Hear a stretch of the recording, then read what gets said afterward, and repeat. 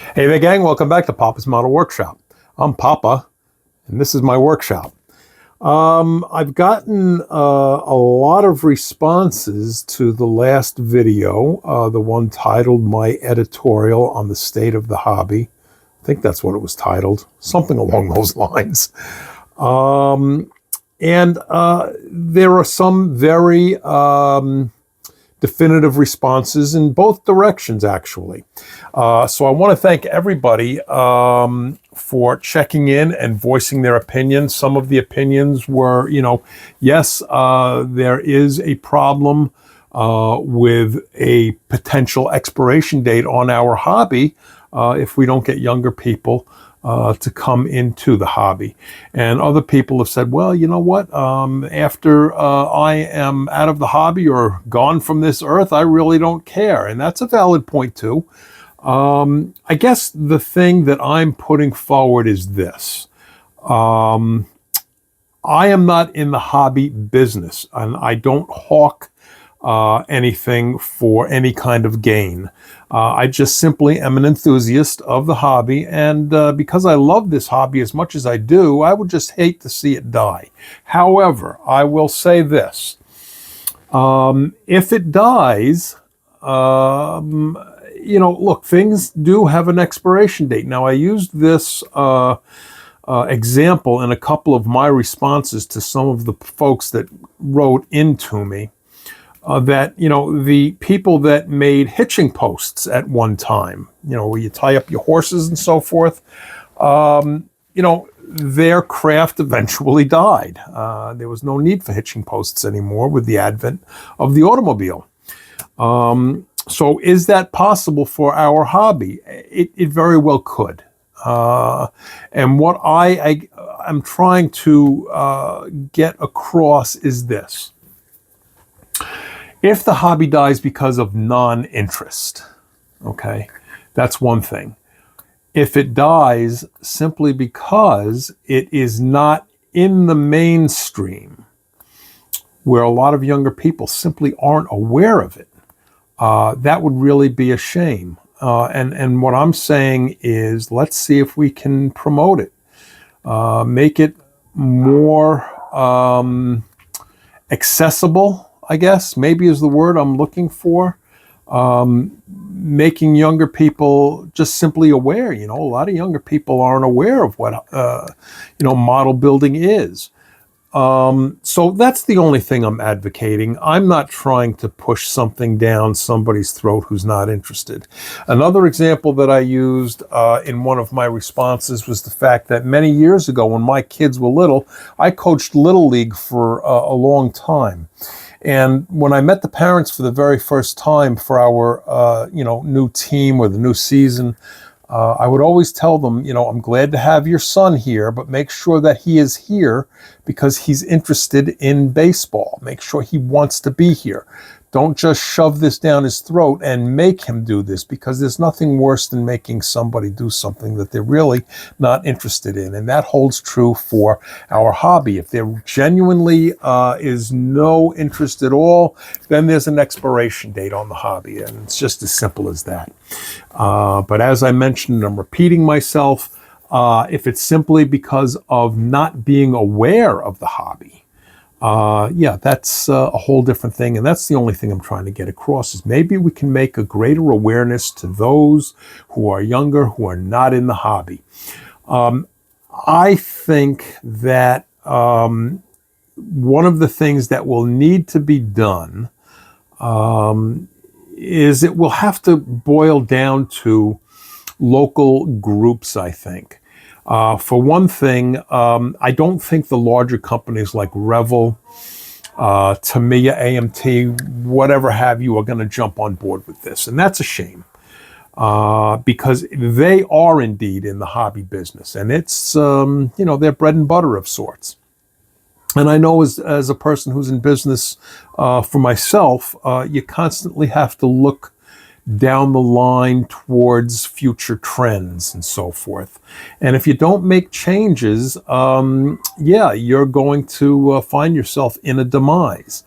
And those changes, I will tell you, are way down the line. A lot of the comments that I received back were, I disagree with you. This is the golden age of our hobby. There are groups, there are online groups, there are shows, and now you have 3D printing and so on and so forth. I totally agree with that take at the present time. But the hobby is still primarily for people that are over the age of 50, at least here in America. And if your hobby is primarily dominated by people over the age of 50 without that infusion of younger people, well, the writing, in my opinion, is on the wall. And it's just simple arithmetic to realize when that expiration date will be. And that expiration date is down the line. But as I mentioned, you have to look down the line. I mean, way down the line, if you're in business particularly, okay, 20 years from now or 30 years from now. There was a business that was thriving and booming, and they are pretty much unheard of now. And that business did not jump on the new trends in their industry. Okay, and that business was called Blockbuster Video. Eventually you went from renting videotapes to watch movies to now pretty much you have streaming services where you can get all of your movies and so forth.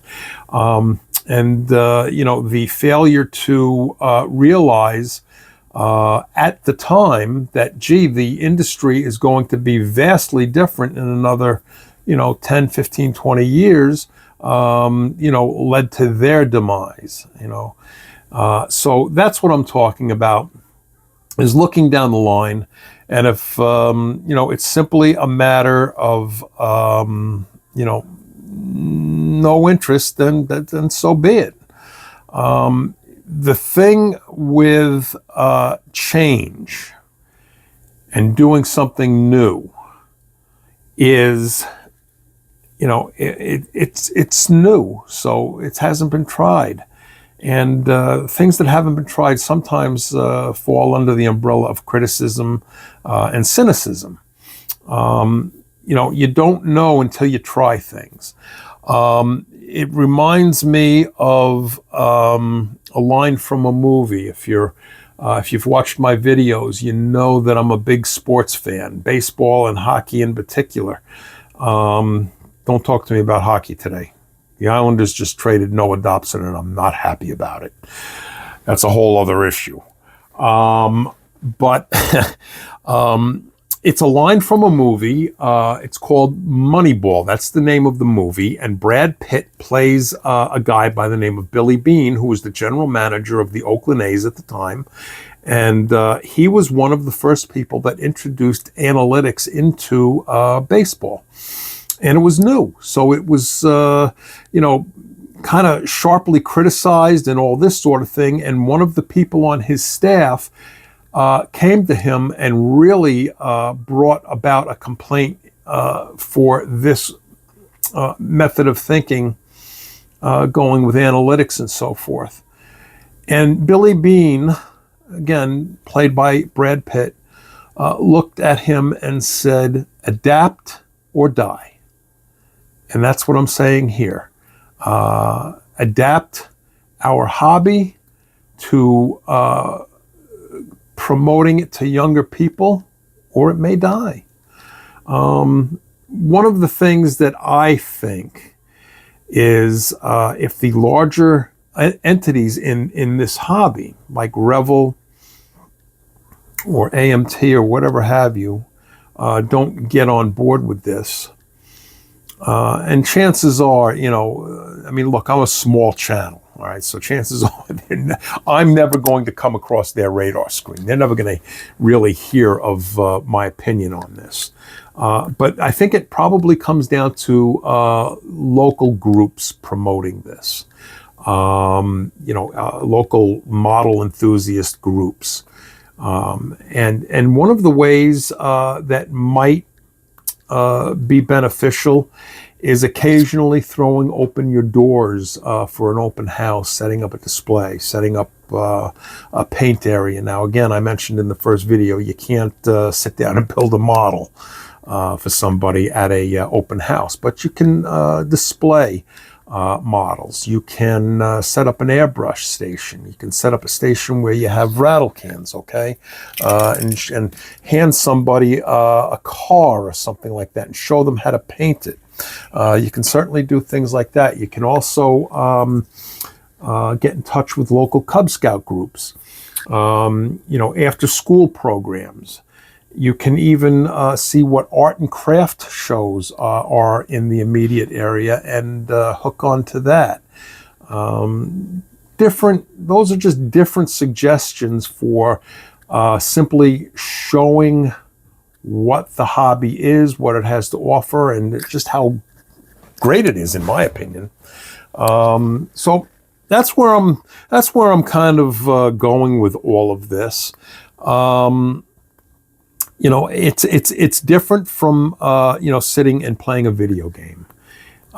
It's something that can completely grab your attention and you focus in on what you're working on. And yes, you're going to have hurdles. That's part of the fun of it. It doesn't seem like fun when you run into a problem. At the time, you probably want to be screaming your head off sometimes, or maybe sometimes you pick up your model and you want to throw it across the room, okay? You've got hurdles to overcome, and that's part of the fun, okay? I'll give you an example, okay? This is the SUV that I've been working on for my friend Casey. She wanted this in New York Mets colors because they had an SUV parked in the rotunda at Citi Field where the Mets play, and the SUV was in orange and blue Mets colors. Okay, I don't know if you can see inside there, but it's all done in orange and blue Mets colors. Anyway, I want you to look specifically at the windows. Can you see these windows? 1, 2, okay, 3, 4. Those windows. Now, can you see the black outline? Okay, let me see if I can get this light on here. Maybe that'll help a little bit. There we go. Does that make a difference? All right. Now, installing these windows, okay, became a real problem. The windows had little tabs, and the tabs were designed. I can't show you the inside. I already attached it. But the windows had little tabs that were designed to attach to the roof in here. Okay, I'm going to try to explain this so you can visualize it properly. And where those tabs attached to the roof on the inside, there were pegs that were on the roof, all right? And the little tabs on the windows had pilot holes. So you were going to attach the tabs into the pegs, all right? The pilot holes into the pegs, all right? And then that was up here. Okay, so what that means is the windows, these windows, if you attach those tabs in the location that they are, that means that those windows are going to fit into the window openings, okay? And theoretically, they're supposed to fit in there perfectly. Guess what? They didn't. All four of them were misaligned. I had gaps on the top, the sides. Some of the windows, it was just, the top and sides, okay? Some of the windows, all four, had gaps, all right? So, well, let me ask you. Can you see any gaps now? Okay? Let's turn it around. This is what I'm saying, okay? You're going to run into hurdles. That's part of the hobby. And when you're able to overcome that hurdle, there's no greater sense of pride when you can overcome a problem. I've shown this 1929 Mercedes a couple of times. Hang on, I'm working on this. Hang on. Oh, by the way, what do you think of my apron, huh? I got this on Amazon. So I used to oil paint. I said that in the last video. And when I would oil paint, I got into the habit of taking my palette knife in particular, and I would wipe it on the apron that I had when I painted. And I would take the brush and I would wipe it and so forth. Well, when I got into model building a number of years ago, I inadvertently just went back to that habit without thinking about it, and I can't tell you how many shirts I ruined. So I finally got an apron, okay? So here, I'll stand up. I'm gonna show you. All right, here you go. See, it fits right around. It's got some pockets and so forth. It's great. So now I can go and sit at my workbench all day long, and I can go like this all day long and not mess up my shirts. So I'm trying to push my chair back in. I got to get a little thing down here. I've got a carpeting down here, so when I try to push the chair in, it's like, ugh. So anyway, point I wanted to get to before I got sidetracked with my apron.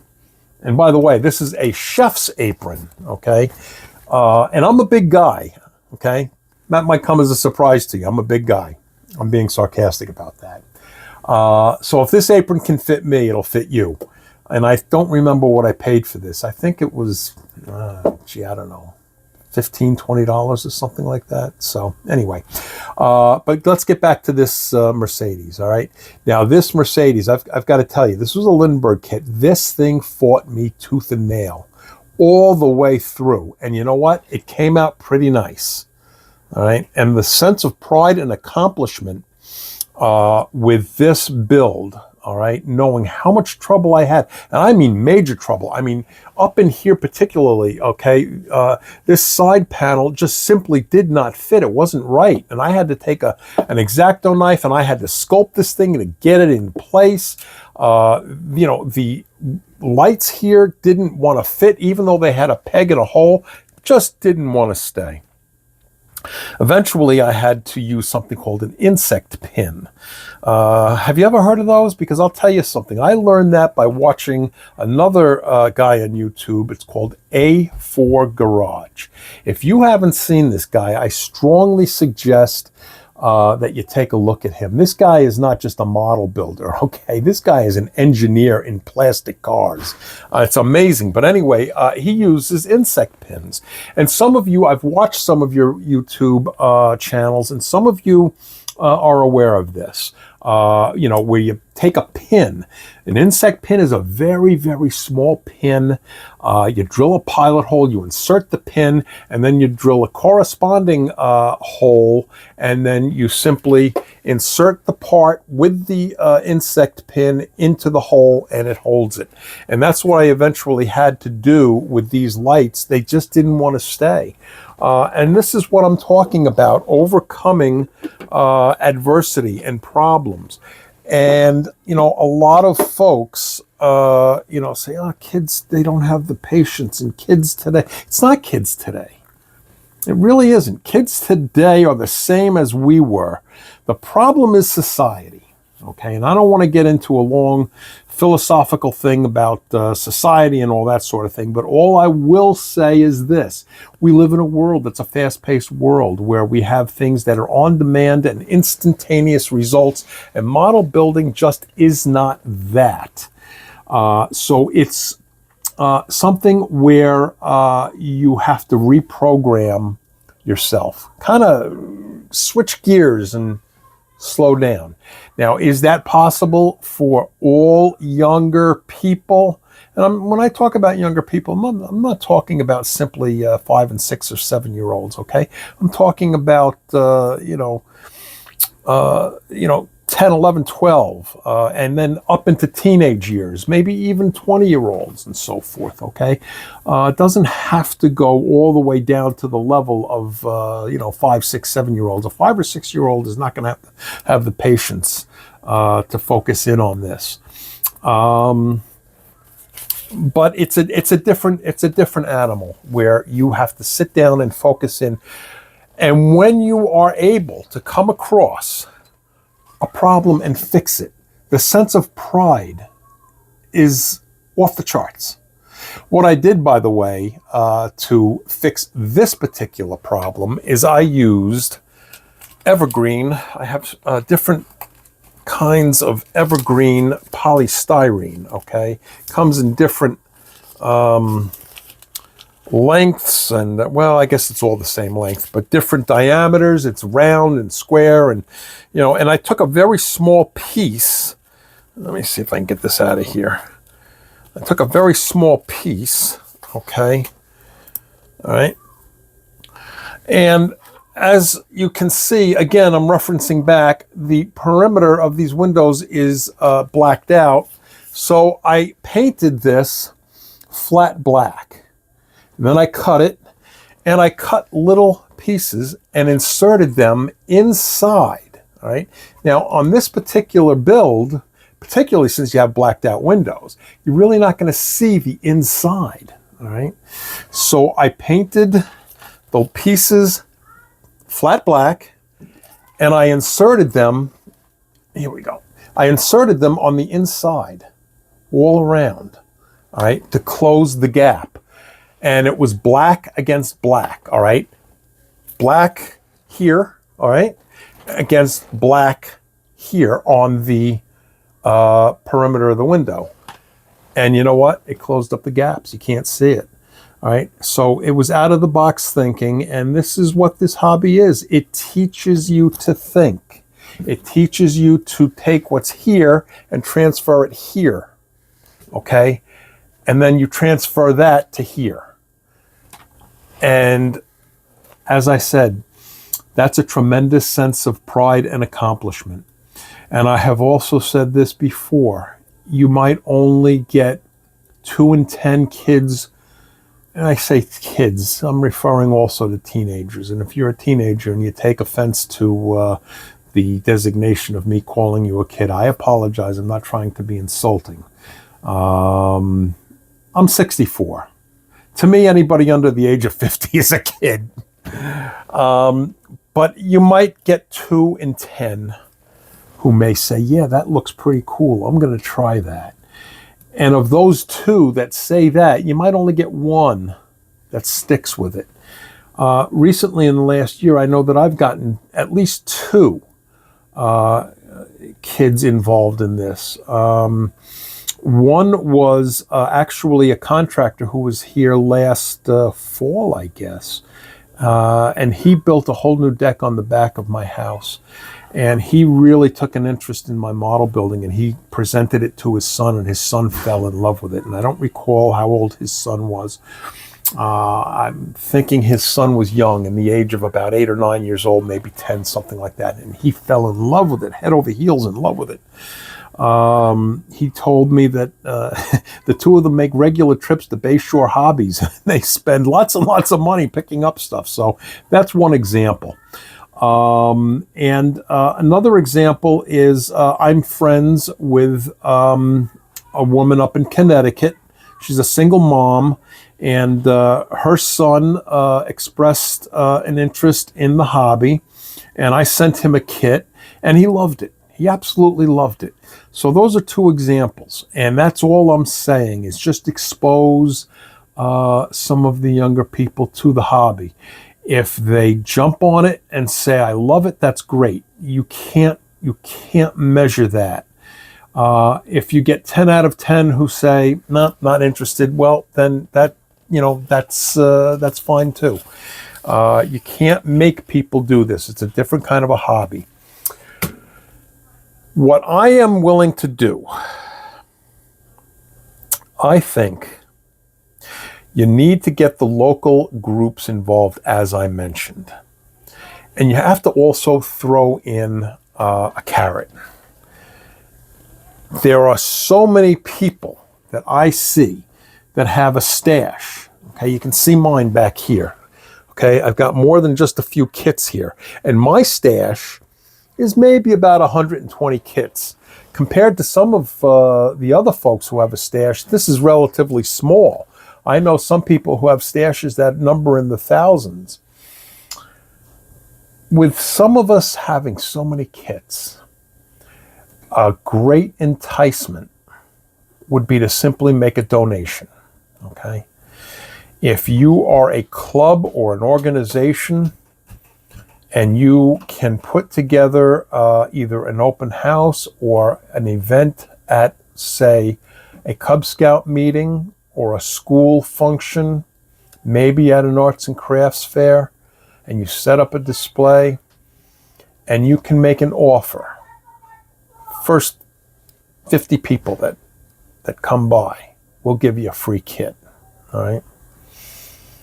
And if the number of people that are involved in this hobby participate by throwing in one kit for donation, all right, it might be something worthwhile. It's a shot. Maybe it'll be something worthwhile. Maybe it'll be a bust. That's why you try things. And I'm willing to put my money where my mouth is. Now, you can see these sitting here. Well, what these are 3 kits that I'm willing to donate, okay?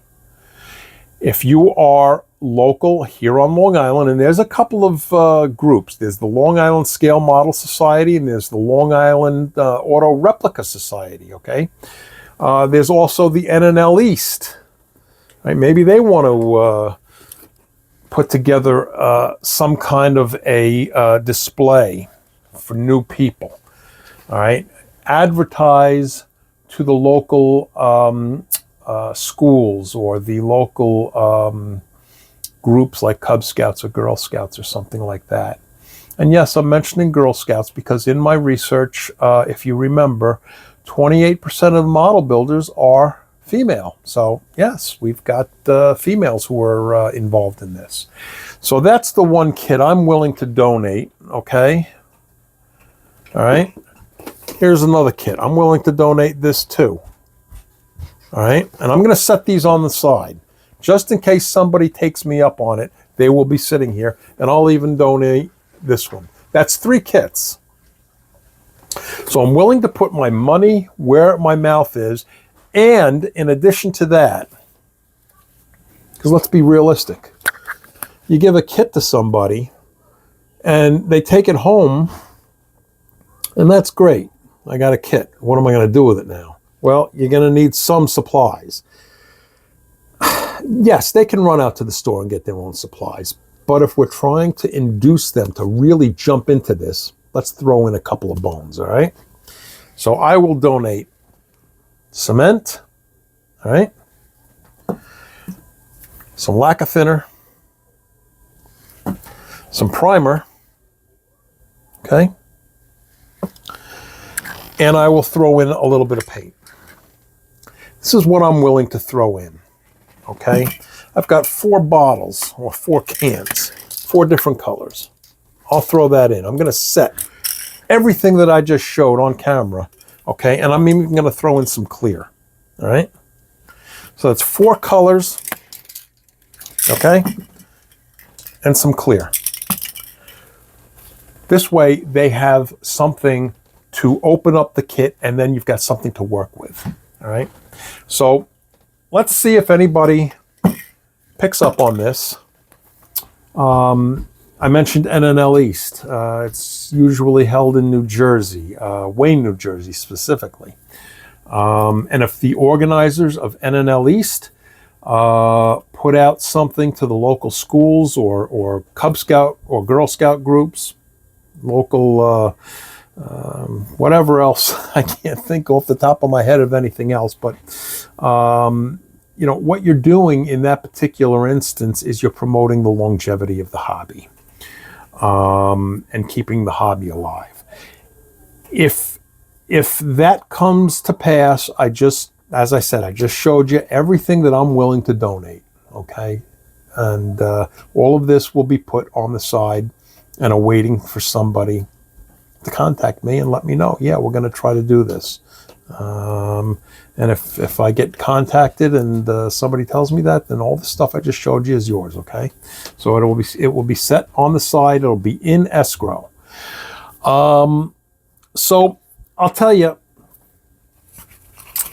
I think that's probably about as much as I've got right now. I know that this is probably running long and it's sounding long-winded, and maybe I've bored the heck out of you.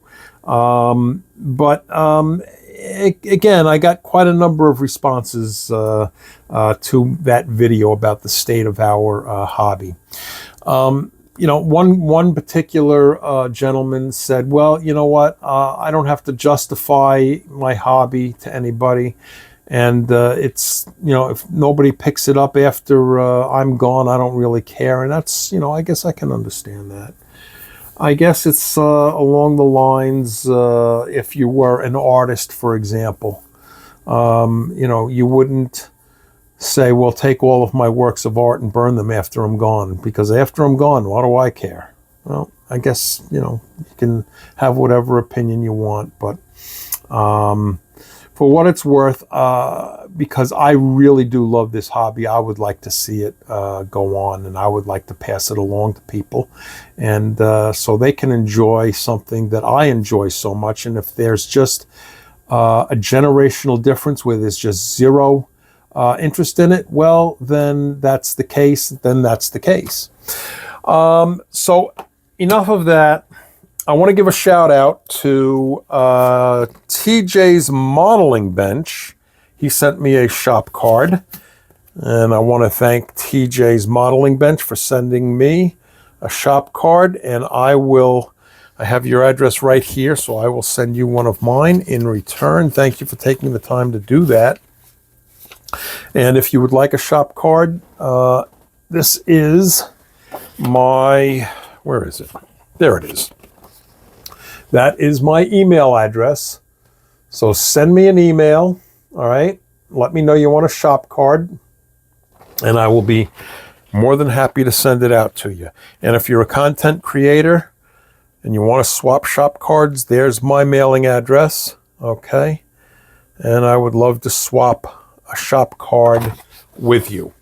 Okay, so don't forget to subscribe. If you're watching this on Facebook, go over to Papa's Model Workshop on YouTube, hit the subscribe button. I'm almost at 400. I'm just a little under 400 right now, so I'm hoping that I can get that right over the 400 mark, and then we'll set our sights on getting to 500. So I'm close on the 400, so please help me out.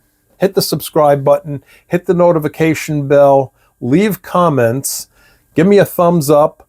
If I bored you to death, give me a thumbs down. And yeah, leave me your comments, okay?